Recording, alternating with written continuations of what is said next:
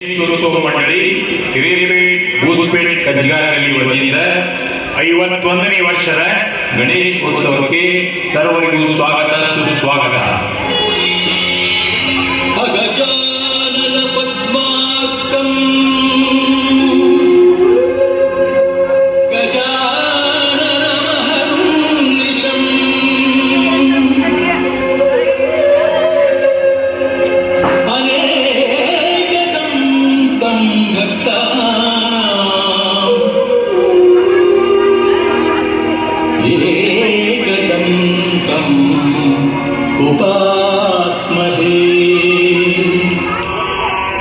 ಭಾರತದ 12 ಲಿಂಗಗಳಲ್ಲಿ ಒಂದಾಗಿರುವ ಕೇದಾರನಾಥ ದೇವಾಲಯ ಉತ್ತರಾಖಂಡ ರಾಜ್ಯದ ರುದ್ರಪ್ರಯಾಗ ಜಿಲ್ಲೆಯ ಮಂದಾಕಿನಿ ನದಿಯ ತಟದಲ್ಲಿದೆ.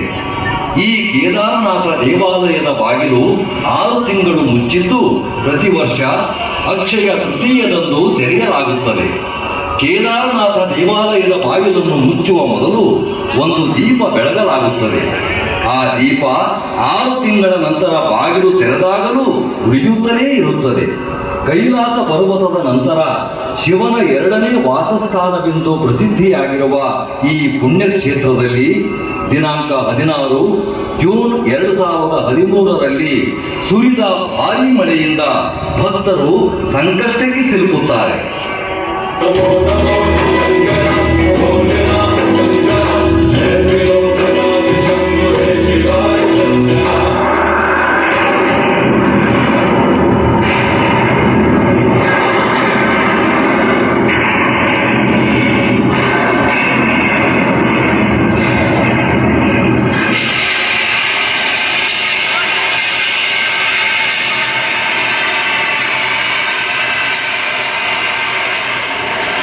ಅಯ್ಯೋ ಅಯ್ಯೋ, ಇದೆಂಥ ಮಳೆ!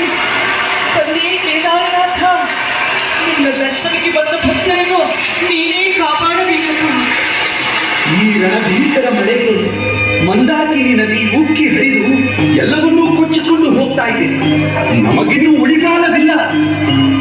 ಅದು ಅಲ್ಲಿ ನೋಡಿ, ನದಿಯ ನೀರು ಪ್ರವಾಹವಾಗಿ ಹರಿದು ದೇವಾಲಯದ ಕಡೆ ನುಗ್ಗಿ ಬರುತ್ತಿದೆ.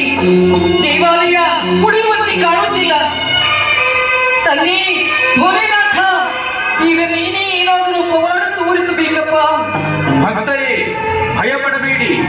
ಕೇದಾರನಾಥ ಎಲ್ಲರನ್ನೂ ಕಾಪಾಡುತ್ತಾನೆ. ಆದಷ್ಟು ಬೇಗ ದೇವಾಲಯದ ಕಡೆಗೆ ನಡೆಯಿರಿ.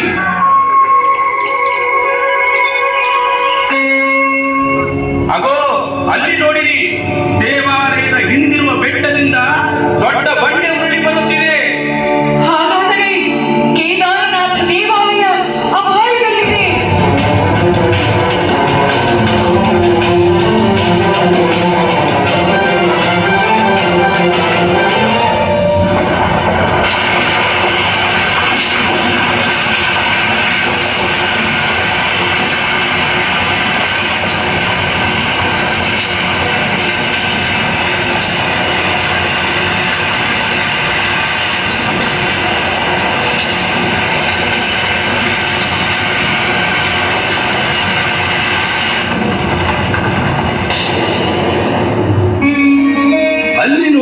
ಆಶ್ಚರ್ಯವನ್ನು, ಉರುಳಿ ಬಂದ ಬಂಡೆ ದೇವಾಲಯದ ಹಿಂಭಾಗದಲ್ಲಿ ಬಂದು ನಿಂತು ಬಿಟ್ಟಿತು. ಆ ಬಂಡೆ ದೇವಾಲಯವನ್ನು ನಮ್ಮೆಲ್ಲರನ್ನು ಸುರಕ್ಷಿತವಾಗಿರಿಸಿದೆ. ಇದು ಸಾಮಾನ್ಯ ಬಂಡೆಯಲ್ಲ, ಸಾಕ್ಷಾತ್ ಶಿವನೇ ಭೀಮ ಬಂಡೆಯ ರೂಪದಲ್ಲಿ ದೇವಾಲಯದೊಂದಿಗೆ ಭಕ್ತರನ್ನೂ ರಕ್ಷಿಸಲು ಬಂದಿದ್ದಾನೆ. ಈ ರೀತಿ ಭೀಮ ಬಂಡೆ ಕೇದಾರನಾಥ ದೇವಾಲಯದ ಹಿಂಭಾಗ ಅನತಿ ದೂರದಲ್ಲಿ ಬಂದು ನಿಲ್ಲುತ್ತದೆ. ಆಗ ಪ್ರವಾಹವಾಗಿ ಭೋರ್ಗರೆದು ಹರಿದು ಬಂದ ನದಿಯ ನೀರು ಇಬ್ಬಾಗವಾಗಿ ಹರಿದು ಹೋಗುತ್ತದೆ.